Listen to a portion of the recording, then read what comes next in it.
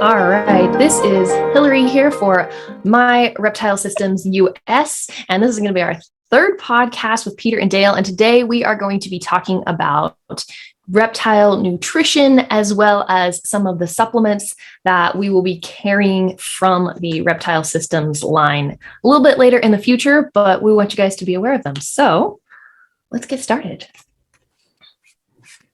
Now, I'm gonna say first off, this is very much a learning experience for me. Like, as you guys talk, I'm learning so much about reptiles. Like, I've kept a few in the past, like when I was younger, but as an adult, being fully educated, and I told you guys last time, I'm thinking about getting a chameleon. So before I get anything, I want to make sure that I'm well educated on everything. And one of the key components of care for any sort of pet is food and nutrition. So I guess, could you give me a little bit of the basics of what kind of things we should be looking for when it comes to feeding our pets? Yeah, don't forget to feed them, I suppose, is that's always a very kind of key, important thing. No, I mean, nutrition is just as much as as bigger important factor as lighting, heating. It's all part of the ecosystem that we're providing for the animal, whether it's food, nutrition, lighting, heating, the basking zones, the depths, the right sort of cover, the shade. It all forms part of a chain, and you can have the right lighting and the right heating, the right enclosure size, but if you're not feeding the animal right, then it's never going to do very well. It's never going to survive. It may be all right short term. One of the biggest problems with reptiles is that, as Pete might kind of go into shortly, is they can take so long to show you a deficiency in some nutrition, for example. I mean, a tortoise that hasn't had the right amount of vitamin D or right amount of calcium, it could be 12 months before you start to see signs. Really? And that's the problem. So you could be thinking, I'm doing everything right. But 6 months down the line, you'll notice something's not quite right. Maybe the shell starts to pyramid. So it grows really as a peak, sort of, rather than a nice dome on top of the shell. It grows rapidly and sort of grows up to a peak. Or the opposite way, it doesn't grow at all, and it starts to and it gets really soft. And if you don't handle it and you don't touch it and you don't look after it, it can be 3, 6, 9, even 12 months before. And then the problem is, a lot of the damage is done and it's too late to get that back. So getting the nutrition, the lighting, the heating right from day one, doing the Ferguson zones, researching your animal. You want a chameleon. What zone is? There's a zone 2, there's a zone 3 chameleon. We mentioned Ferguson zones last time. So lighting, heating, enclosure size. And then obviously what we're going to talk about today is nutrition. I think even before with what Dad was saying there, even before you get onto nutrition and the quality of the food that you're feeding, even just provision of correct temperature, because reptiles are ectothermic. They pull all their heat from their surroundings, as opposed to mammals, which use a large part of their diet to generate their own temperature. If you're not providing food within that correct, or heat within that right temperature range, they don't digest their food properly. So you could be feeding an animal, but won't be digesting the food. It'll just sit in the gut and decay and cause all sorts of intestinal problems. Wow. It's so vastly different from most pets that I've ever had. Like, I know I mentioned that I have them as a kid, but like, it's different. You're responsible. Like, it's not your mom taking care of them or your dad. Like, it's you. And so that's wild. No, it's true. I mean, if you've got a dog, for example, and you change the food, and if you run out of food on Monday and you change the food completely on Tuesday, fast forward just 2 or 3 days, and you can start seeing the stools at the end. Oh, they're different. They're sloppy. They're hard. Within a week, you can notice the coat. The hair on the dog is sometimes matty or slimy or greasy. So you can start to see the differences in dogs really, really quickly. Reptiles, not quite so much. Yeah, the thing is, they're so resilient, and they're so used to being in a semi-hostile environment, or a hostile environment a lot of the time. They are a resilient animal. And obviously with all wild animals, as soon as you start looking unwell, generally you get eaten by something else. So they are incredibly tough. I mean, it's exactly the same with fish as well. I mean, if you got a tropical fish, for instance, and you put it into a cold water environment, it's just on the ectothermic thing, and it's not going to digest its food properly, it's not going to survive, it's not going to do very well, and it'll go downhill. But yeah, like an aquarium now. I mean, if one fish starts to show signs of being unwell for whatever, whether it's disease or nutrition, it doesn't last long before the others start to pick on it, and that's. But reptiles are generally what, solitary innovative? Yeah, most of them are solitary. You would have one chameleon that you're looking at, for example. You would have one in an enclosure. So there's none of that. But it can be a long time before you start seeing a difference. So yeah, and we're all reptile hobbyists, and we all realise we have a duty of care as well. So we do want to provide the best care as far as environment and diet that we possibly can, because we are all ultimately responsible as well. Absolutely. As all pet owners are. That's very true. no, very true. So yeah, today we're mainly going to be looking on the nutritional side of it, which is quite interesting because just even from a human diet perspective, the quality of the food that we're eating has declined greatly, especially since even the 1950s, because of intensive farming, for instance, and the use of high phosphor fertilizers. The calcium content of many foods has dropped between 20 and 55%. What? And Yeah. that's not animal. That's food. That's food in general. Food in Farm. general. Yeah, broccoli, for instance, I think it's dropped from something like 12.9 milligrams of calcium to 4.4 milligrams of calcium per kilo. And that's mainly due to intent, how quick they want things Everything to needs grow. to be grown. So this use of high phosphate fertilizers and the speed of growth, the quality of the food has declined rapidly. But on the other hand, as with the supermarket argument and the intensive farming, which, you have to agree with to a certain degree, it has made good quality food affordable to the masses. So, and all year round, yes, all year round. If you want strawberries at Christmas, then you may have them. Yeah, but They don't taste as good, but you can still get them at Christmas. Well, there you go, because it's come from another country, which wouldn't be your season of growing strawberries. Yeah. So they've had to bring it in, which has been intensely farmed and forced farmed. So and it's growing up, when it was strawberry season, for example, it was delightful. But now all year round, it's just not quite the same as it, unfortunately. So I mean, it's exactly the same for the animals that we're looking after. Well, how does that directly impact what we're doing?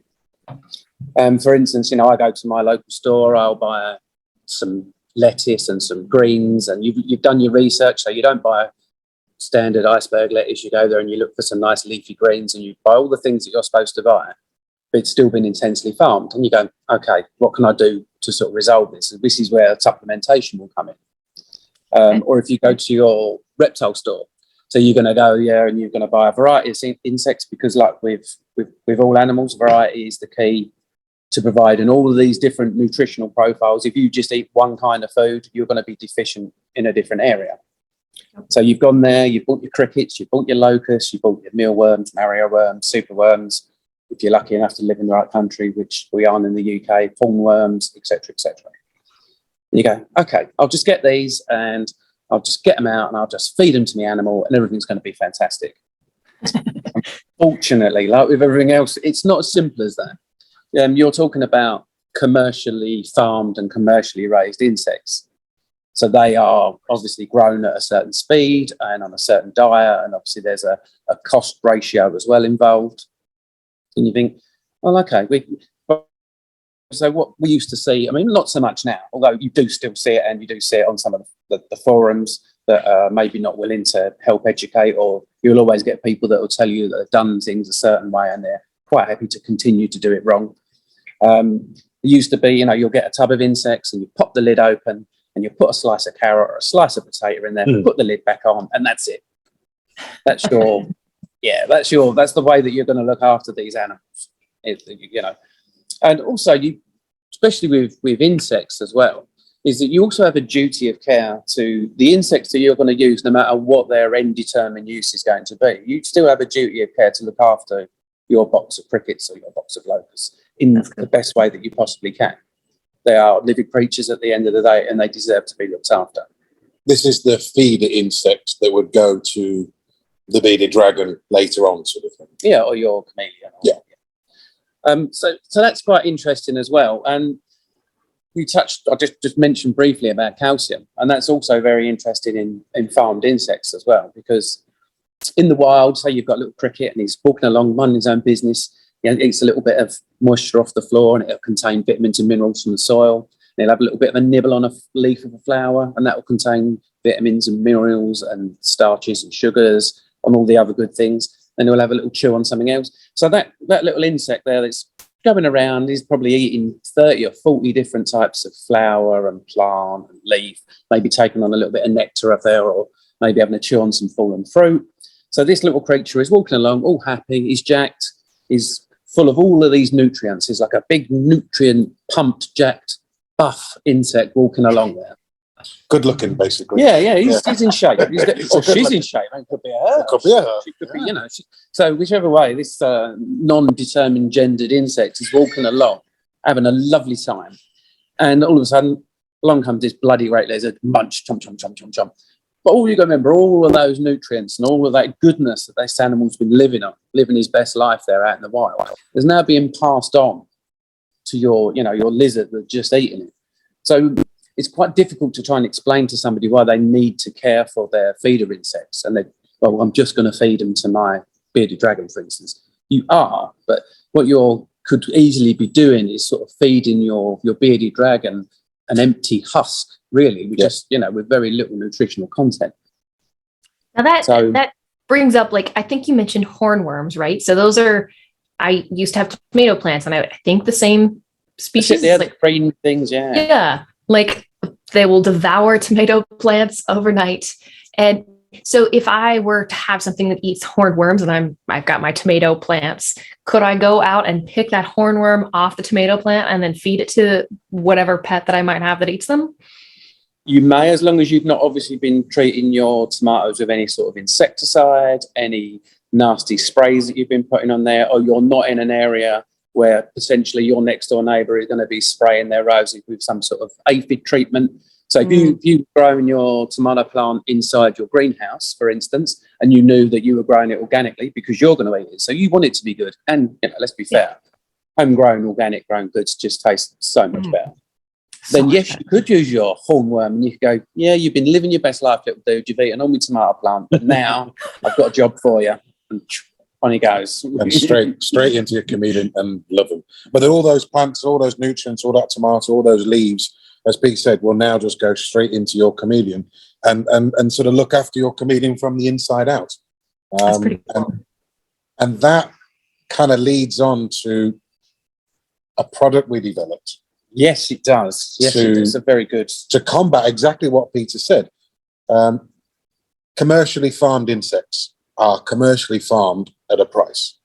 They're not expensive to purchase from any store across the world. Very good value for money. When you think about how long a tub of crickets or a tub of locusts lasts, but they're farmed in a particular way to maximize profits for companies. And they do a good job. They are not bad. Please don't get me wrong. We are not saying they're bad in any way, shape or form. No, they're not. Definitely not. But what we need to do as hobbyists, as reptile keepers, we need to make that feeder insect even better when we pass it on to our chameleon, bearded dragon, whatever it is we're going to feed it to. Well, like all farming, we've been to several live food breeders of insects, and like all farming, they want their brood stock to be healthy. They want it to be productive. They want to get maximum yields. So all of these the live food places that we've seen are generally very clean. They're very well maintained. They check for disease because what they don't want is a crash in their colonies, and it obviously become commercially unviable. So we've seen some great insect farms. The problem is the length of time it takes to leave the commercial farm, to go to potentially a wholesaler or distributor, to go in the courier, to go to the reptile shop, to sit on the shelf in the reptile shop for 1 day, 3 days, 2 days, and then for you to purchase your crickets to feed your animal, then to kind of go home and then sit on the shelf. And as Peter said, oh, it's okay, I give him some potato or some carrot. And that could be a week, 10 days. Yeah. Now, a locust, for example, can empty its entire gut out in 12 hours. All right. So it's a very 24 hours of travel and then shelf time is there's a very good chance that after 3 or 4 days, and from an insect breeder's point of view, now they're providing these high quality insects that are ready to sit on the shelf. and the retailer or the online seller might just leave it sitting there, just, you know, completely unfed, and then complain to the farmer that after 2 days they've all died. And did you give them any nutrition? Did you give them any hydration? Hydration is a big thing. Yeah, hydration is definitely the big thing. Like with all animals, we all need to drink. Oh, yeah. So you've got these brilliant places producing this high quality live food, for instance, and then you might get a retail store that doesn't want to take any extra time in its staff looking after the live food. But if you want your live food to last any period of time, you need to care for it. Because you wouldn't get a puppy and put it in a box and leave it for a week and then complain when it dies. So no, obviously not. But that's the brutal analogy of what it is. I mean, again, they're living creatures. We're morally obligated to look after them, and so we should. So on the back of that, we launched the first product in the supplement nutritional reptile systems range. Yeah. And it's nice and simple in the rest of our marketing, and it's called insect food. Super easy. And there you go. And underneath it says it's a gut loading formula. I was just going to ask, I was like, is this like gut loading? I've taken care of jellyfish and we use brine shrimp and we gut load them so that when the jellies eat the brine, they're full of nutrition. So this is the same thing, but just for any of the insects that you've got. Yeah, it's exactly the same concept. There is absolutely nothing different to that at all. So we have developed a high nutritional, palatable powder. So this is I can show you in its very sort of powdered form. So this is basically what comes out the pot. And then what you need to do when you've got your feeder insects from the store is you add some water to this to make it into a paste. So we add some, so it's, it's 1 part insect food, 3 parts water. Yeah. That makes it into a moist paste. And then you place that in your insect container, whether that's the one you brought from the shop or whether you've got a small little kind of tank that you keep your feeder insects to. Which is what we would recommend as well. 100%. And there's another reason for that. We will touch on that in a second. So the idea is you make this into a wet, palatable paste. And then because of the attractants in there, the locusts, the crickets are attracted to it. They gobble it all up. They take in the nutrient from this. They take in the color enhancers, the carotenoids, all the vitamins and minerals we put in there. They gut load that in, and then you would then feed that off to your, again, bearded dragon, like chameleon, whatever it is you're feeding. It needs 24 hours to kind of go into the system. Okay. So what we recommend is a sort of 1 week and 2 weeks worth of live food. So you're gut load in week 1, but you feed that in week 2, and then your week 2 goes into week 3. So when you replace it, you'll gut load it for a week before you, or maybe not a week, maybe sort of 4 or 5 days. Yeah. Really. But yeah, you gut load for 4 or 5 days before you then feed. So I mean, the quality of this food as well. Obviously, if you're an insect keeper, for instance, and you keep insects that will eat this type of food, you can also keep and raise your insects on it. We've tried it a little bit with various types of stick insects, depending on their diet. Some of them are eating it and some of them won't. But there's lots of beetles and stuff like that. So if you was woodlouse. Woodlouse, yeah. I mean, isopods at the moment are very, very a buzz thing in the industry. People are using isopods for cleaning up detritus and bits of skin and uneaten food. I mean, in their native environment, depending on the species, some of them eat decaying wood and vegetable matter. Some of them eat more meaty things. So isopods would be a brilliant thing to use this as a diet for. I mean, we've been feeding our isopods here and we've had a bit of an explosion. We've got quite a lot of it. Yeah. So if you want to buy any, if anyone's out there want to buy some, we got loads. Yeah, so it's good enough to use as a standalone insect food on its own. And it's absolutely loaded with different ingredients as well. But what we was just saying there about what you should be doing as a way to get your insects to live long as well, because that's another thing that people complain about is they buy the insects from the store, they get them home and they don't last very long. Again, as we've already mentioned, there's a very good reason for that. And we've put on our website, there is a little program that we've put in place. So you can buy a tub of crickets or a tub of locusts or some Mario worms or whatever it is, and they will last you as long as you want them to last you. They will continue to grow. They will continue to enhance in colour. They will become more vigorous. So you can, if you've got one animal that's only eating half a box of crickets a week, there's no reason why you can't keep that box of crickets alive for 2, 3, 4 weeks just by looking after them. So what we recommend is obviously you get your locusts or your crickets from the store. You get a suitable container, like plastic boxes. I think they're called pen pals or Cricket keepers. Cricket keepers. There's lots of different brands. And then what you need to do is get your insects out of there, and the substrate that they come in is generally bran. They normally put the bran in there. It's good for the insects to travel in. It stops them getting bashed about, so it's a nice travel medium. It also stops them from becoming damp, because believe it or not, things like mealworms, if you keep mealworms in a humid environment, they actually go mouldy while they're still alive, which is gross. grim. Yeah, that's nice. Thanks. And so it keeps the animals dry as well. And so it just stops them getting knocked about so much. The big problem with bran, you don't want your insects eating it for too long. It contains something called phytic acid. And the big problem with phytic acid, it blocks calcium absorption, and it also blocks, there's loads of other minerals, iron, and other elements that it'll actually stop being absorbed in the gut. So the last thing you want to be doing is getting your tub of crickets, putting your slice of carrot in there. It's eating the carrot, it's eating the bran. You then feed it to your animal. And now this has got in its stomach, it's got a calcium inhibitor or a mineral and vitamin inhibitor in its stomach. So you can keep feeding your animal, and you're like, well, my animal isn't getting any healthier, it's not growing. It's because some of those minerals are not being absorbed. And calcium is important to note too, isn't that? Because that's what they use when they are creating like their exoskeletons and their shells and stuff. Exactly the same. I mean, you're from an aquatic background, so it's exactly the same as it is for hard corals. So you got your tub, you put your crickets in there, you've thrown away your bran and all the rest of it. And now what you need to do, you need to provide plenty of climbing surfaces. So whether you're going to use cardboard tubes or egg crate or whatever you want in there, if you don't provide enough surface area for insects, they will eat each other. They will become all anarchic and go towards one another and start chewing each other, which we do not want.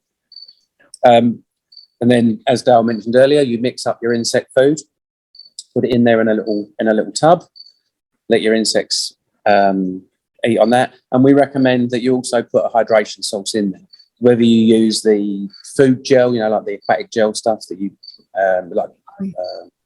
gel ball. Gel, yeah, Hydro balls or something like that. Insect gel. There's lots of them. Yeah. Or you could use a little tub with some water in it, but you need to make sure you put a sponge in it, or you need to put a stone in it, because some kitchen rolls. Yeah, because otherwise your insects could go in there and drown. They're not the most intelligent things. Or great swimmers. Or great swimmers, yeah. Probably that's better. And so then what you need to make sure is that you're replacing your insect food. If it's damp or wet, you need to replace it every day or every other day to stop it going mouldy and stop it going off. Because it's got such a high nutrient content, it is quite good if you want to grow anything on it, whether it be mold or whatever else, because there's so much nutrients in there. So really, we recommend that you change it every day. And we also, it's been quite an interesting study, and I know it's slightly off of nutrition, but although it is related, there has been lots of studies shown that if you provide your feeder insects with UV, they will uptake calcium to a great degree as well. So you're therefore improving your feeder insects even more. Because one of the biggest problems with feeder insects, as well as we mentioned the food earlier on, they have a poor calcium to phosphor ratio. Because these are farmed rather than the wild animals, you should be aiming for a calcium phosphor ratio of 1.5 to 2 to 1. And what happens is many feeder insects, and this is nothing to do with the farming, this is just across the board on all feeder insects, they fall really, really short of that. So it might even have like a third of that. So what could happen is, for instance, you'll be feeding your cricket with a 0.33 to 1 ratio of calcium to phosphor. So what happens is that calcium, for it to be digested, it's kind of aiming for a 1-to-1 ratio for digestion. And what can happen is that calcium, what the body will do, will try and find that calcium so it can uptake it, and it will actually remove some of the calcium from the skeleton. So you could be, all the time you're feeding your insect without supplementing your your reptiles without supplementing your insects, you could actually be decalcifying the skeleton of your reptile. So forget about MBD through not providing UV lighting. You could be providing UV lighting. You could just be feeding, nutrient enhanced feeder insects, and you could be pulling calcium away from the skeleton of your animal, which is quite frightening when you think about it. I mean, it's a fantastic survival insect for any reptile to have. No other, I don't think anything else really kind of has that. It happens with people a little bit, but not severely. So if they can't break the food down to that 1-to-1 ratio, they remove it from their skeleton. But this is what I said earlier about you won't know that this is happening. So this small amount of calcium being taken away from the bones, being taken away from the skeleton, the shell, whatever the animal's got, every day, twice a week, once a week, these small amounts, you won't notice anything really bad happening for 3 months, 6 months, 9 months, when something starts to be dramatically wrong. It might not feed for 2 weeks, and that might not kind of raise alarm bells, but when it doesn't feed for 4 weeks, 6 weeks, and it would normally feed every other day, that's when something happens. Yeah, so it can take a long time. And these are, going all becomes feeble, or you'll get eye swelling through B12 loss, or people that keep anything that eats lots of fish, for instance. If they're feeding the wrong type of fish, you can end up with thymine deficiency. It's exactly that same thing. You get it with predatory fish as well. People just feed them goldfish all the time and end up with thymine deficiency, which can all be kind of alleviated by using the right type of food, make sure that your prey food is well looked after, and supplementation. Because this is one of the questions we get, like, well, animals in the wild aren't supplemented. And like, no, they're not, because they don't need to be. They don't need it. No, because they're getting it from what Pete said the story earlier about his kind of hench, little beautiful, handsome cricket. Yes. Kind of eating all the plants and leaves and woods and soils and picking up all those nutrients up anyway. So they are getting supplementation in the wild, but they're not being dusted by calcium. They're picking it up from detritus and everything else they're eating. Well, the main constituent of natural soil, for instance, yes, you've got like gases in there, you've got decaying vegetable matter, and then the other main constituent of soil is alluvium, which is normally worn away minerals and vitamins, minerals from different rocks and stuff. Like when you go out and your car's covered in rain and it's got all that dust all over it. That's what soil's made of. It's made of all these different mineral deposits that have all been blown around the world. So the dust that's in your back garden could have come from Egypt. That's cool. Maybe. Interesting to think about. Maybe, yeah. Well, when you look up at a cloud and it's black, it's not black. The reason it's black is because it's full of dirt.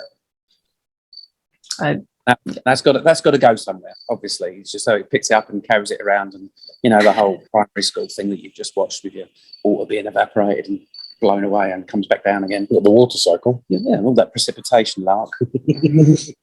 Anyway, so what we did, like with the insect food, we went to our manufacturer and place that's very, very full of clever people that makes pet food for quite a lot of the pet trade. And we give them a big long list of all these wonderful things that we've won. And they just went, no. And they sort of honed our list down to all the foods that are going to be completely suitable. So we've got, some of the superfoods, or as I prefer to call them, food, things like alfalfa and that sort of stuff in there. But we tried to incorporate some of the nice foods that you get in the wild, like dandelion. Every part of a dandelion can be eaten, and that's the same as with people: the root, the leaves, the flower. So that's all in there. We've got spinach in there. We've got bee pollen. There's papaya. There's a carrot. There's a few other little bits and pieces in there, but there's 2 ingredients in there that really deserve a special mention. Not just because they're ridiculously expensive, or that we have them grown under license by the French government. Is the fact that they're good in their own right. You've got spirulina, which we have a very high-graded spirulina, which is known for its antioxidant properties.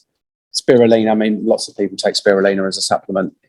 Yes, there you go. Yep. Antioxidant. It's supposed to make you super duper healthy and all the rest of it. It's got lots of super properties. And we've also got another one, which I always pronounce wrong.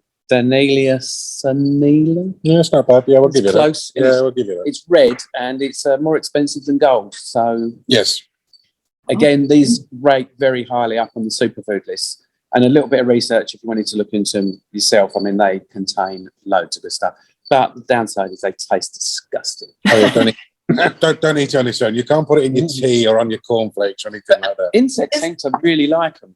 But yeah, to the human palate, not very nice. So the main reason behind that it's a very high grade carotenoid, and a carotenoid is a color enhancer. So we can see this when we kind of feed when you feed the insect food on a locust for 1 week. I'm not sure if I can show the camera. So there. Oh, wow. So that's week 1 against, well, yes, sort of, with the difference of feeding in 1 week. That's crazy. Hence why I said right at the start, you need to kind of gut load your insects for a good 3, 4, 5 days for all these kind of vitamins, the carotenoids, the spirulinas, everything Pete's mentioned, to get inside that locust, that cricket, whatever it needs to be. And then you're passing all of that on to your animal. We spoke about crickets and locusts, about mixing this up wet. Mm-hmm. But if you've got something like mealworms, Mario worms, you can just dust them and put it in dry. Okay. You don't, because if you add it wet, like Pete said, they can get quite moldy and they can climb out and all this sort of thing. So you can actually just put this in dry and they'll kind of eat it as a substrate. Yeah, at the office we actually use it as a substrate for Mario worms and mealworms, and you can actually see them just ploughing their way through it and eating it dry. So it's also good for that. That container doesn't look terribly big, maybe like the size of a cell phone. How long would a container like that last for, I don't know, just the average keeper? So if you've got one bearded dragon, this will probably last you sort of 3 months. Yeah, 2 to 3 months. We do it in a various range of sizes. So we do, it's in grams. That's not going to work, is it? Grams is not going to work. No. We'll have to pretend that it's not in grams. So this sachet here, it's nice and thin. So it's a great kind of marketing tool for retailers, if there's retailers watching. The idea of making it this size, it fits onto a tub of... got about 3 teaspoons in there. Yeah, so this will do kind of one to 2 of the box of locust or crickets you would buy. This would be kind of 1 to 2 feeds. Okay. And it's a sort of sample trial pack. See the difference, see what happens, and then you can pick up the sort of larger pot from the retailer. So we do this smaller pot here. So you got the small, the medium, and then we also do... These are all in grams, aren't they? Yeah. But this is a kilo. So this is about 2.2 pounds. Yeah. So we do this in a big supplies. This was asked for by zoos in the UK and Europe, several retailers breeders, that are obviously kind of using it themselves and sort of and moving on. So yes, we do it in sort of the sachet as a sample. Then we've got the small, medium, and then the large. So yeah, this would probably be £1. That's 2.2 pound, maybe a quarter pound and a few ounces or something like that, maybe 4 ounces, I suppose. Yeah, we'd have to check in terms of ounces and convert it over. Yeah. Apologies for that, but yeah, everything's in grams. The idea of doing it in the different sizes there, as Dale says. So we've got the sachet as the trial size, so you can you get 2 to 3 uses out of that for your insect food, for instance. I mean, for the calcium and the vitamin, you'll get a lot more. So you can try it, decide that you like it. If you've just got one animal, then you can get this, a couple of ounces sort of size. Because what you don't want to do, especially like with anything at all, any dried products, like the easiest way I explain it to people is if you got a packet of biscuits or a packet of cookies, you open it. The moment you open it, it starts to absorb moisture and it starts to oxidize and it starts to degrade. That's the same with every dry product. So what you don't want to do is go out and buy a big, massive, great tin of biscuits, and it's only you that likes to have one biscuit every night with a cup of coffee before you go to bed. Yeah. So in other words, don't buy that size if you've only got one bearded dragon. Don't buy the £2 size. Buy the sort of couple of ounce size. And if from that point there you realise that you've got through it in a month, let's say for example, then there's the medium size to kind of go with as well. So don't. It's not like some products where it is more economical to buy in the bigger size, but you want it to be as fresh as possible for no more than sort of 2 to 3 months. So don't get caught up with buying the big one because it saves you a few bucks. You want to sort of make it nutritionally balanced. Same as all that stuff. Keep it in a cool, dry place, away from anything that's heavily scented or hot. Yeah, they are. Yes, sealed in a sealed. Yeah, all the pots are all sealed and they've all got 3 years worth of shelf life. And we also put under the lid of each pot as well, we also put a little fold out instruction. Scrape them. There's one there. Yeah, if you look on the underside of each lid. Down. Ooh, yeah. There's a little booklet there. Murdered that one. Yeah, it just pops out really easy. Yeah, I murdered it with my fat hand. Just, Oh, there you go. so there's a nice little booklet guide, step 1, step 2, step 3, step 4, step 5, and how to dust your insects or feed or anything like that. So it just gives you, if you've never done it before and you don't know kind of how to use the insect food because you're unsure, rather than looking on a website or trying to find the YouTube videos, which we've done YouTube videos of all of these to kind of use and mix, and about Pete was explaining about putting it in the different containers. That's all on our YouTube channel. But yeah, if you've never dusted calcium or anything before, there's a really kind of easy sort of step-by-step guide in how to do that. Yeah, it's like a little 4 to 6 step guide on how to do stuff. So you don't have to be unsure. You can be quite happy. I think that's kind of it for insect food. Insect food, yeah, I think that kind of covers. Unless you've got any questions, that's kind of from you, Hilary, in terms of. Because it's difficult for us. Yeah, because it's difficult for us because we'll just rattle on about stuff because we know stuff, and sometimes, probably like you with your fish stuff as well, you sometimes forget that not everybody is enthusiastic or at the same level as you. Well, geeky. I never said that. He said geeky. That's what I heard. I heard geeky. I do have a question. Oh, go on. So you were talking about like how you should gut load them and feed them for a week, and then your week 1 becomes week 2. Would you recommend keeping like 2 separate containers? So like have container, this is the first week container, and then you just change that and then you refill the container. So you're always you're always cycling around. So yeah, week 1 becomes week 2, week 2 becomes week 3, and then you buy some more, they go into week 1, and you constantly and then you clean one out, and you start a fresh colony, I suppose could be the word, and then you'll kind of move that on. So while you're feeding the week 2, you're gut loading what was week 1. Okay. And then when you want to feed that, you're gut loading. So you're still only buying the same amount of crickets or locusts or insects that you would normally buy.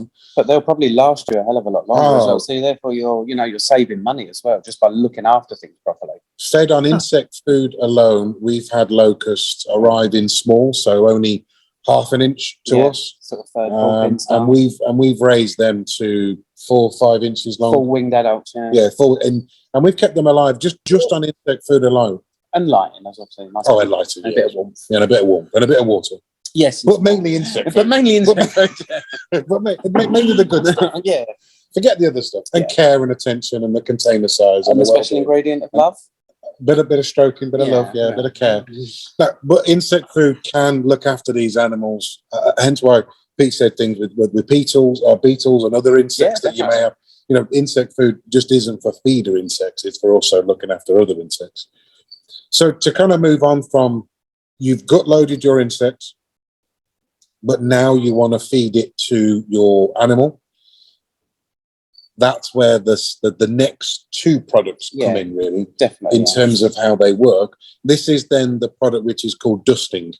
So these are a calcium and a multivitamin. You don't need to feed them at the same time. These are...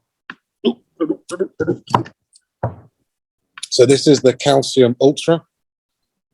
Again, in exact same pots. We also do this in the small Calcium Ultra sachet, as we said before, and then we've also got it in the vitamin. So this is the multivitamin. And what you would do is you would take your feeder insect, and when you kind of put it before you put it into your enclosure, you would literally just dust the back of it like you're putting ice and sugar on top of a cake.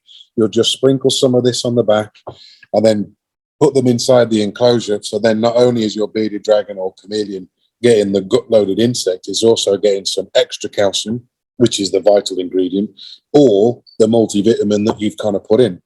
And we did a 7-day feeding guide, didn't we? About if you do this on the Monday, do the multivitamin on the Tuesday. If you have a look on the website, it's actually on there. And the reason for the calcium, as we touched on earlier, is because the calcium to phosphor ratio on near enough everything. Whether you're feeding salads from the store, whether you're feeding insects, you'll find that they will all have near enough. All of them will have a low calcium ratio. So the way to bring that ratio up is to use calcium powder. So your gut-loaded insect is going to be full of calcium, but you don't feed insects to your animal every day, Okay. or you might do just twice a week. But you might feed salad 2 or 3 times a week. But obviously, as Pete said, the salad is calcium sort of nourished. Yeah, it's not as nutrient dense as it should be, or as it was 50 years ago, 70 years ago. So then you would dust calcium on your lettuce, on your greens as well. So they're getting the insect, which is gut loaded, and then 2 days later, they're getting a bowl of salad, which has then got the extra calcium on to kind of raise that calcium to phosphor ratio. Or you can use or in conjunction with, you use the multivitamin. This is very much calcium based with the extra vitamins built in. Calcium Ultra is 99% calcium, and we add magnesium in there as well. And exactly like your kind of fish background, yeah, corals need magnesium to help break the calcium down, and it's exactly the same in humans, and it's exactly the same in reptiles. They don't need a lot of magnesium, but they still need magnesium. So we've got our food attractants on there as well. But we've also got the magnesium as a very, very small amount inside the calcium. So the calcium's the cheapest product in terms, because it's a fine, high grade calcium, but there's nothing else in there apart from the calcium. And so the thing with calcium is where people go, well, what is calcium? It's just high quality lump chalk, for want of a better expression, which is made from thousands of micro fossils from little marine organisms. That's what they are. That's what chalk's made from. So you're using it. So it's a very clean, pure source, and it's very, very dry, and it's ground into a very fine powder. So it adheres to things very nicely. And also, because it's ground into a very fine powder, it's got a massive surface area, so it absorbs very well in the gut. Now, I have a question, and I don't know if you guys know this. Is it a skeletal mass question? No. Being from a marine background? More palatability. Like, do you ever come into any issues, like after you put, the calcium or the multivitamins and stuff on there, that, the dragons or whatever, they're like, I don't want to eat that, or do they not even notice the taste? It's got a very, because you're not, it's not as if you're scooping and scooping it. It's a very fine dusting. Okay. Also, as well, the attractant that we use is mango. It's such a small amount in there, but it's very aromatic. So it's not got an off-putting smell like rotten fish or eggs or whatever. So which works for some animals. Just to give you an idea, this is the calcium powder. So oh wow, you can see it's just stuck to the glass. I've only just dipped and you can see it just sticks to anything because it is so fine. And the vitamin is very sort of similar. So yeah, the small amount of lettuce, greens, carrots, chopped kale, whatever you're using, it sticks to it very quickly, and it's going straight into your animal. The carotenoid we mentioned, in terms of the spirulina and the donella, that is also in our multivitamin as well. So that color enhancer that we can add into the insect food is also in vitamin. Yeah, the reason it's also in the vitamin as well, because those carotenoids, those powerful natural carotenoids are in there, also a precursor for producing vitamin A within the animal. So rather than putting artificial vitamin A in there, which is oil soluble, which the trouble is with oil soluble vitamins, which you normally find in some of the cheaper brands, is that an animal can't excrete it from its system. So if you're using a water-based vitamin, it will be absorbed. Once the animal's got enough in its system and it's got an excess of that, it will then excrete that out of its normal waste product. With oil-based vitamins, you can't do that, which is why we stayed away from anything artificial in any of these products, so that it interacts naturally with the animal's chemistry. The calcium ultra and the vitamin is available in all the same sizes as the insect food. So it's in the big kind of 2.2 pound sort of big jar. the sachet. But I must also add that we also bring out a vitamin loaded with vitamin D3. The reason behind this is that technically, like we said right at the very start, if you're providing the right heat, the right enclosure, the right lighting, Yeah, the right UV food, levels. and the right water, and everything else, you should never need a food supplement with vitamin D3, because the animal should be getting all of its vitamin D3 from the lighting. Yes. However, we also understand that unfortunately, maybe some people aren't changing their lamps often enough, and maybe the Their UV, habits, yeah. the UV's kind of dropped off, or we still know that there's a lot of people that don't provide UV for their animals That's true. at all, especially for things like snakes and leopard geckos. Even, yeah. Which is a huge argument still to this day. Should I provide an animal with UV? Yes. Any animal that lives outside is the answer. If it lives outside, and we've got this huge ball of, hydrogen and helium that undergoing this massive nuclear reaction, providing the earth with all these lovely, wonderful, life-giving rays. Yes, if your animal lives under any of that, you should be providing it with UV.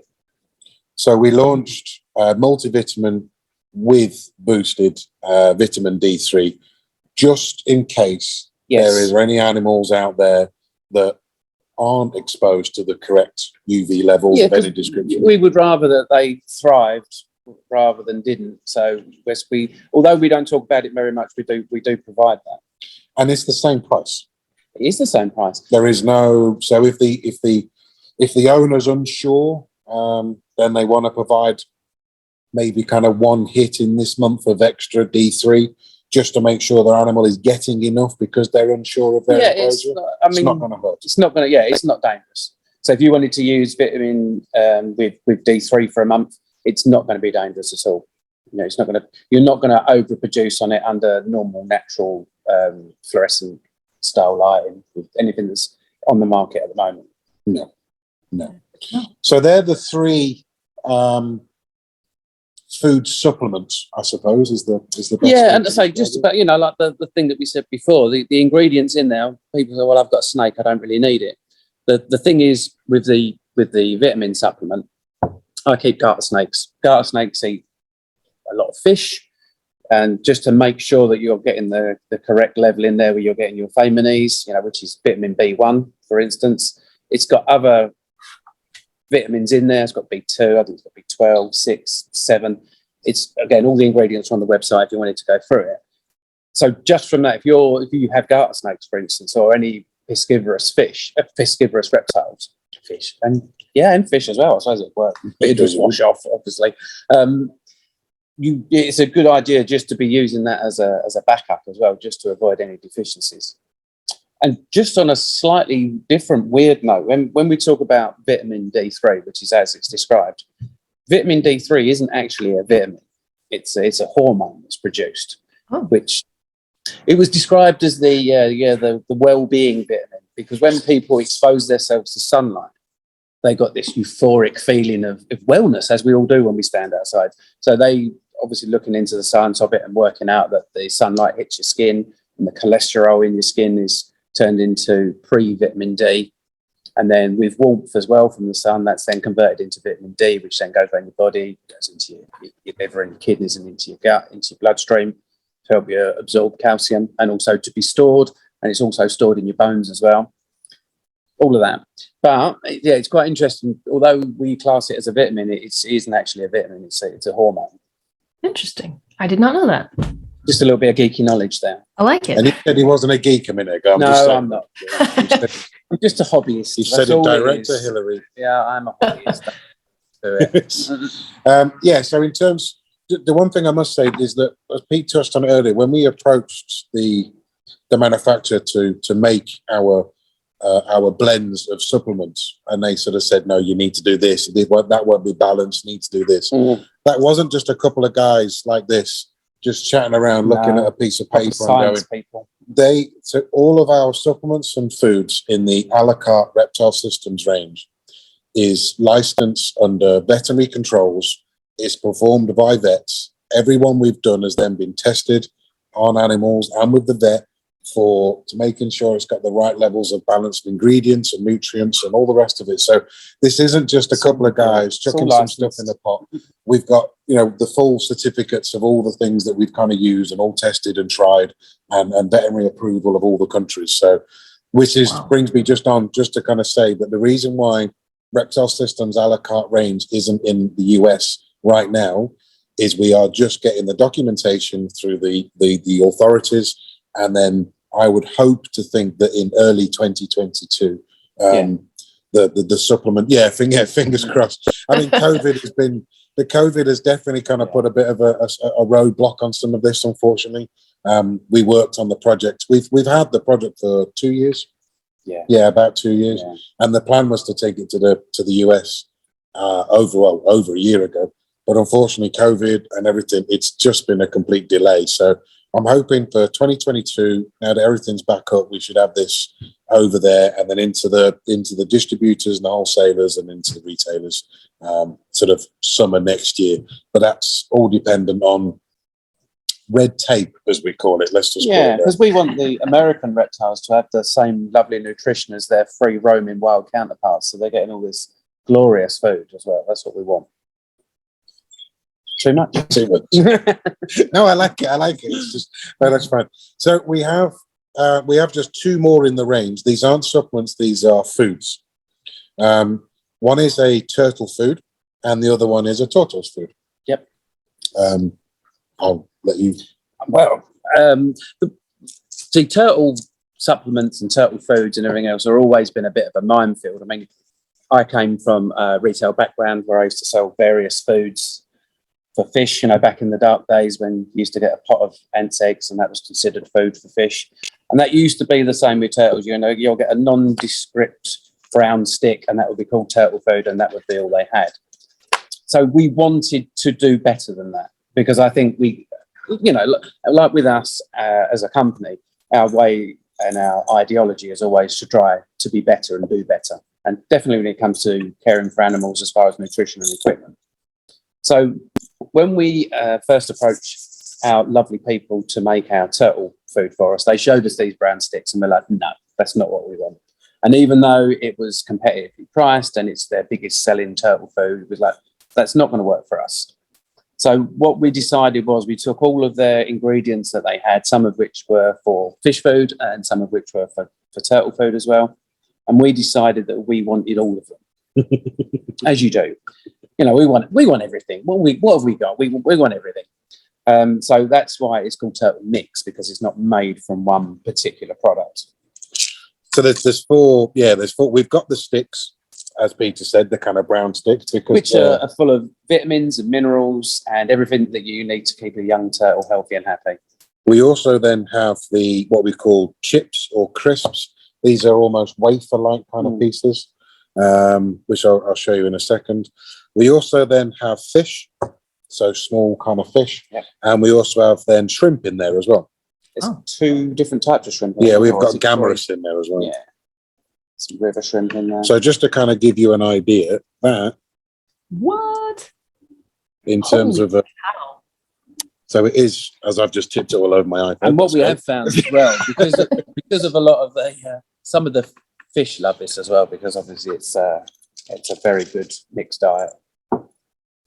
That's impressive. Like, I feel like I kept turtles growing up, or well, my mom had them as classroom pets, and I can remember just like feeding like the little sticks or pellets. Like, which are fine because they were. I mean, those sticks were developed to contain vitamins and minerals and calcium, and normally emulsified fish meal or shrimp meal, which it makes it sound a lot nicer than it actually is. But as far as from a nutritional profile, that's quite a good food for turtles. But like with all of these things, we got very excited and we said, we just want the best we can have of everything.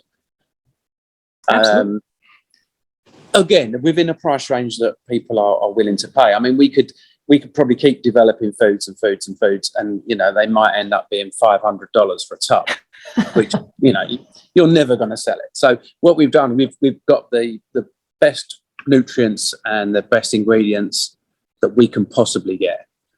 At a price that's going to be affordable to everybody. Yeah, I was just trying to find a way because they're so small. I was They just are sort of very trying small. to. So this. Yep. So that's the standard Oh, stick. okay. It's really boring. Yes, made up of all the goodies that are in there. But then that's the sort of the wafer. Oh, okay. So it's a small disc, and the idea behind the two is that they sink or float at sort of, so it's nice and flat, and then they go through the water. So the stick might sink, this will come down, and then kind of come off as it goes down at different angles. So they behave differently in the water, and then you've also got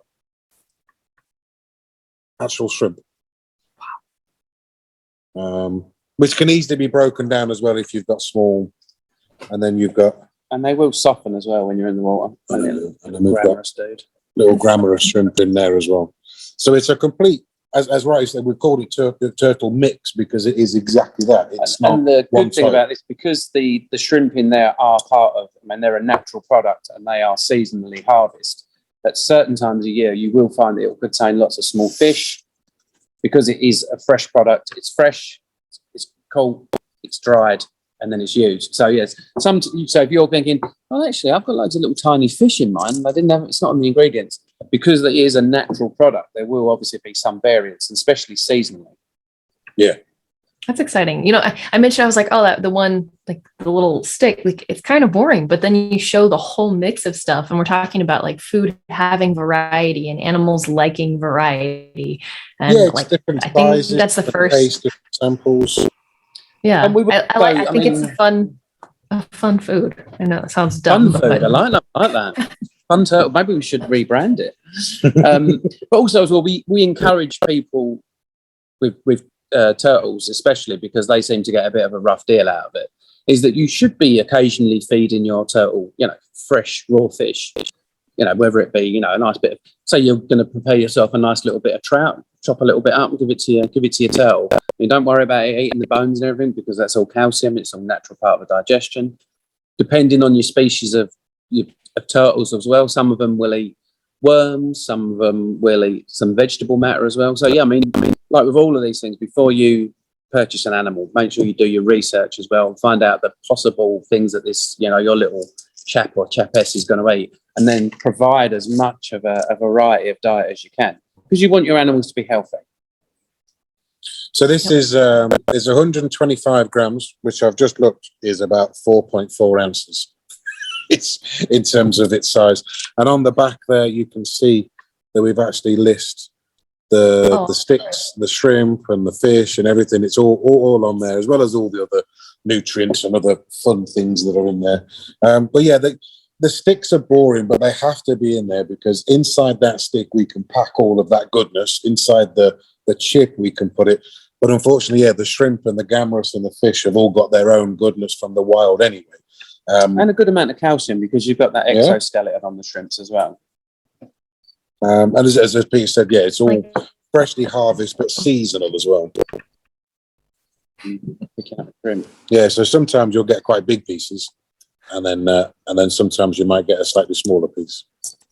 But that's that's turtle mix. That's pretty much turtle mix. Yeah. So that's our first food, and on the packaging and on the website, we do things like these we do these product cards where it gives you all the information, all the nutrition, and all the sort of feeding recommendations, the sort of things that you would do anyway once you do I feed once a day, every day, twice a day, 4 times a day. It's all on there in terms of the food guide. And it will give you a list of ingredients, and if you look on the detailed part, it'll actually give you a breakdown of where the ingredients are. It'll actually tell you what each individual ingredient does and what properties it contains. That's awesome. Yeah, so not only what the ingredient is, but what it does, why it's there. So why we put it in there. Yeah, I think that explains a lot because sometimes in marketing, because that's what it is really, you're sort of, we've got this in there, we've got that in there. But what is it? But what does it do? Yeah, why do I need omega-3? Why do I need this? What is it going to do for my animal? I know what I want for this, but how does it benefit? Well, actually, it does this, and you can start building a picture of why it all comes together. So that's the first food. The second food is just as similar in some respects in the way we put it together, and it's called tortoise mix. And again, same sort of size pot, the 4.5 ounce sort of size pot, 125 gram. And what we've done there is we've taken a very boring food, like you just said there, that traditional stick, and we've added loads of other parts to it. So we've added things, flowers, dandelions, petals. What else have we got? Rose hip, by the looks of it. Yeah, leaf mix, flowers, hibiscus plants. So it's a bit more stick-like. I'm just trying to. Yeah, there's bits of rosemary in there. There's I'm not sure how much you can see, but there's a lot of stick. Oh, but there's also there's a whole bunch of stuff in there. But it's not just stick. So if I show you the packaging, there we are. So on the packaging there, you can see you've got the stick, but we've also added alfalfa leaf mix. That's cool. That is cool. There's loads of other bits in there, and again, very similar to the turtle mix is the reason why they all contain different properties. Yes, we can in the stick we can put loads of the right calciums and vitamins and minerals, but in terms of the actual flowers and the goodness and the alfalfa that's in there is going to contain a lot of calcium as well. So yeah, it's the same sort of size pot, same theory. Made by actually this one was a bit different in terms of how it was made. Yeah, this was a bit more chaotic, wasn't it? So this is well, actually I've just opened the pot and I've actually just seen rosehip. Nice. There we are. Inside that there is a complete bud for rosehip. Wow. But it's got more vitamin C than an orange. It's packed in there. It's got and that's a full one. Just open the pot, just sitting on the top. So yeah, we found the best way to feed this is we actually moisten it. They seem to get on a lot better with it, and the juices from the flowers and all that run into the pellets a little bit. Our tortoise here, if you followed us on Facebook as well, if we put any in there, we moisten it up, put it, and basically as you put it down, he storms across there and just plants his back. Munch. And it is storms as well. He does get a gallop. It's not a gentle nibble. He's in there like. It's now I must stress that we also for tortoises we also recommend a weed or plant flower based diet as well. Very much, yeah. Using as many natural grown ingredients as possible. Yeah, foraged, grown, whatever. However you do it, there's so many fantastic websites and several apps now as well that you can take a photo of the leaf on your phone and it'll tell you whether it's safe, what it is, whether it's safe to feed for your tortoise or not safe. There's a lot of forums out there as well that are so good. You can almost kind of just go, can I have an ID on this because it's growing crazy in my backyard? And someone will go, yeah, feed it, and then okay, and you can various types. And a lot of these, a lot of these you can freeze as well. So you can put them in the freezer if you've only grown for 2 or 3 months of the year. You can freeze them and then kind of bring them. So if you go out on your lawn and it's covered in various types of weed, as long as you can identify them, if you're going to harvest all those bad boys up, put them in a bag, put them in the freezer, you can defrost them later in the year. So we strongly advocate using it as natural a diet as possible, especially for tortoises. They need lots of fibre in their diet. They need a very low protein diet. So we do recommend, and mainly the tortoise mix is to supplement that diet, or in times, when you're either too busy or you haven't got access to food.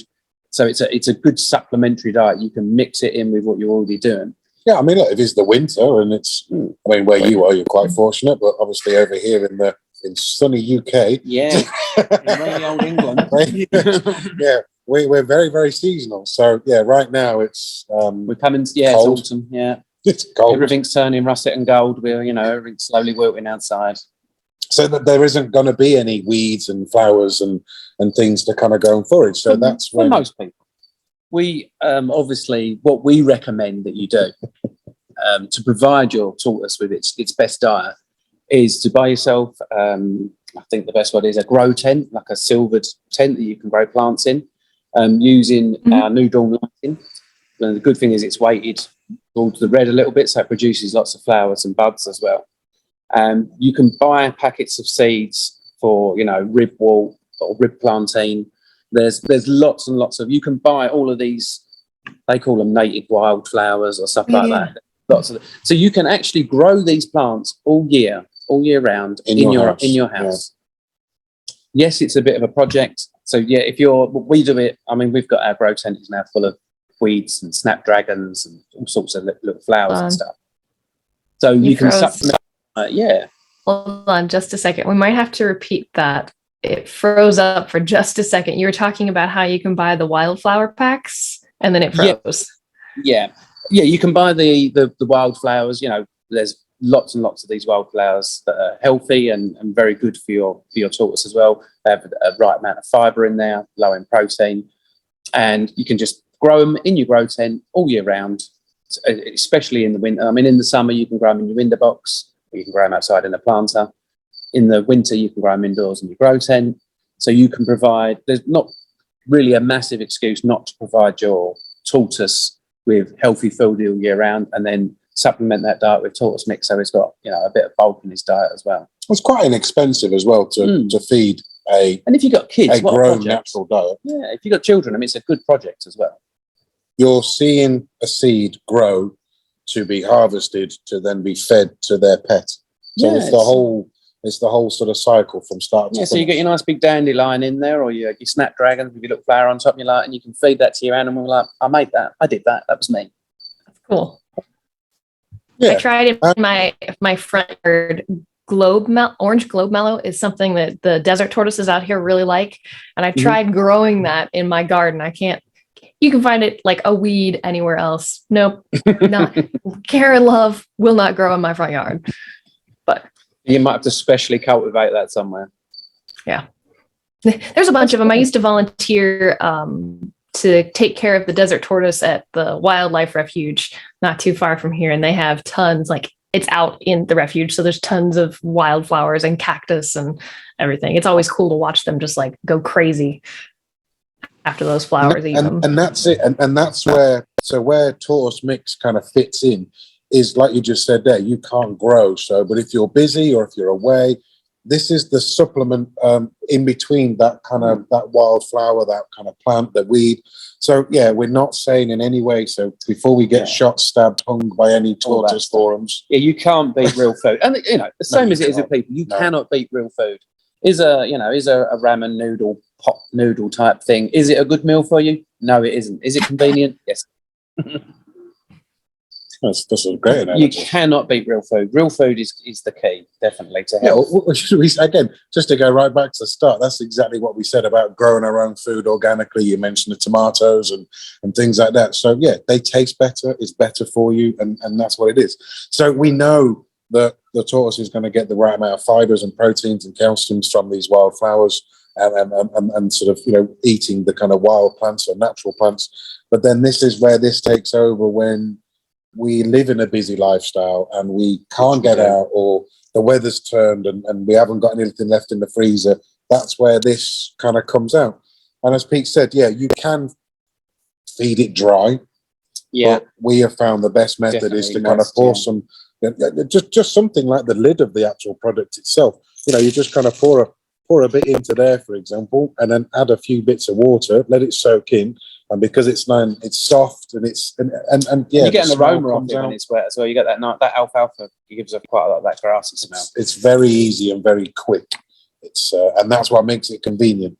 But mixed with a live diet as well of live plants. I think that's pretty much there, isn't it? So in terms of our a la carte range between gut loading your insect, supplementing your food and your insect, and then we've got a food for turtles and a food for tortoises. That covers everything we've got in the food range to date. Mm-hmm. But we still actually haven't answered the question that Hilary asked right at the very start, was, what do I feed my canoe? Well, there you go. And I think Hilary should be able to answer that herself. A wide and varied diet, that's what you should be feeding. And depending on which type of chameleon it is as well. Because some chameleons will eat greens and some chameleons won't. So depending on your chameleon, which I don't know what choice you're going to make. I don't know yet. Haven't got that far. One that looks cool, obviously. Panther chameleon is what I'm leaning towards, but I don't know. I'm going to go to a reptile expo here in 2 weeks, so we'll see what I can find locally. Good. Yeah, panthers are good. They do come in a variety of colours as well, and they are mainly insectivorous. But yeah, you should. I mean, as long as you'll have access to plenty of varied live foods, which you can gut load and supplement. So you're from the nutritional angle of it, you've got a lot going on as well there. And you will get the best colours from your animal as well. That's what I'm looking for. The whole reason I fell in love with them is because of the colors. Like, wow, that's awesome. They've got a little bit of personality as well, chameleons. They can be trying, that's the right word. Willful. You That might sounds be like a looking. mini pig. He's got all of those, like super stubborn. Stubborn's a good one. No, stubborn's a good one. Yeah, but our Yemen comedian in the office is no. He's hit and miss. Yeah, he has his good days and bad. Some days he'll quite let you, happily let your hand feed him, and then other days he'll just hiss and try and bite you. as soon as you even look into the enclosure, today's not a good day. We'll leave that for today. There's no point even trying. And I would say that good day to bad day ratio is probably 50-1. Yeah, he's a bit of a grumpy old man. We got him as a rescued chameleon from another chap that rescued him, and he was in a shocking state when this fella got him. Yeah. And he brought him back and back to a decent level of health, and then we sort of took him off as a rescue. We have no idea how old he is, other than he's big, old, and grumpy. No, but there's an interesting thing, you see. The Yemen in there is eating insects, but also eating a lot of greens as well. Yeah, he does love a bit of greens. So, and again, you speak to a lot of people and they go, how have you managed to do that? Well, one, by adding sort of tasty food to kind of make your greens more nutritious as well. So yeah, and we've got, and I think by providing the correct lighting as well, and this doesn't just work for reptiles, it works for birds. If you're providing the correct level of lighting, it actually changes the way that foods appear to the animal as well, because they can see up into the UVA range and beyond the human visible range, or below the human visible range, and beyond slightly the human visible range, is that they see things differently than we do. So by not providing them with the correct amount of light, you're actually taking away, if we lost one of the colours from the colours the three colours that we see in. So if you remove one of the colours, that's what their world would look like. So by adding that light back in, now you might, what we see as this glorious cherry, for instance, it might look kind of dull orange to them. So correct lighting, not being appetizing looking. Yeah. So correct lighting also stimulates appetite as well. So that's another, although it's not directly related to the supplement thing, it definitely is part of the appealing nutritional side as well, because it also changes the way that they see each other, how they see a potential mate. We might look, I mean, you get it a lot with birds. We all see a bird and it'll look brown, but to another bird outside with the correct amount of sunlight on it, it will actually see that UVA part as well. And like if you watch any of the filtered things that they use, I mean, this colour's, it's got all little designs on its plumage. It's all nice and shiny, and it helps them differentiate between a healthy mate and an unhealthy mate by the colour of the plumage and stuff. That's crazy. Yeah. It's amazing how many things are tied in, even like only minorly, but they make an impact and they make a difference. Like us keeping pets versus them out in the wild, and all of the factors that we probably didn't even consider, like light. Yeah, lighting is such a vital part into it, such a vital part. And then obviously heating kind of comes into that. We say, to finish this into a full circle, we have to provide everything. We are providing the whole thing in that enclosure, but also enclosure size as well. Yes. You can't have anything too big. You can't have anything too small. It's got to be the right size. Sometimes if it's too big, they can get quite timid and quite afraid of open spaces. Sometimes they're too small and they need more space. So it's very difficult to get it. Very species dependent as well. Because what you're trying to do is create a slice of a biotope and then put it into a box. The same as it is with, with fish. You're going to go and grab yourself a chunk of ocean and put it in a box. So it needs to be big enough. I have a hashtag, my home ocean. Like we all have little mini ocean ecosystems in our houses. The same goes with reptiles. Exactly the same. Yeah, and the thing is, if you put it in too large an enclosure, what you don't want is lots of stray insects in there wandering around and potentially causing harm to your animal by chewing on it or whatever it is, or chewing holes in all of your enclosure. Also, you can't monitor how much food that your animal's eating as well. Say you put 4 locusts in there every other day. If it's in a massive enclosure, it may not stumble across those locusts unless you're going to directly feed it. Which, if you do that, you're also taking away part of the natural stimulus where it's actually going to hunt after that insect as well. True. Yeah, sometimes you can use things like the tweezers, this sort of thing, to kind of help. But yeah, if you start to hand feed all the time, yeah, you end up with potentially quite a lazy animal as well. Yeah, you want your animal to be vigorous and active. Exactly. Definitely. I think from us, in terms of nutrition, we cover everything we need to cover. I think we've got it. Yeah. Again, unless there was any other questions at all, or I don't think so. It covered quite a bit, and I learned a whole bunch of new things as usual. Yeah, without trying to be too geeky, and we could take it another level, but no, hobbyist. I'm just a hobbyist. That's what there is. It. All right. So, well, I think. No, go on. I was going to say. So, yeah, I'd be interested to see how you get on in 2 weeks' time at your Reptile Expo to see if you. Yeah, that'd be great when you come back with your chameleon that you've already done your research for and got all the equipment for. I'm looking forward to it. Yeah, I'm looking forward to the pictures. Yeah, I'm excited. Fingers crossed. I'm trying to take my time and decide what I want and do my research and. Exactly, as you should do with any new acquisition. Yes. Yep. All righty. Well, thank you guys so much. Like I said, it was very educational, and I look forward to our next podcast, which is to be determined, but we'll let you guys know. Thank you. Yeah, thank you very much. It's been a pleasure.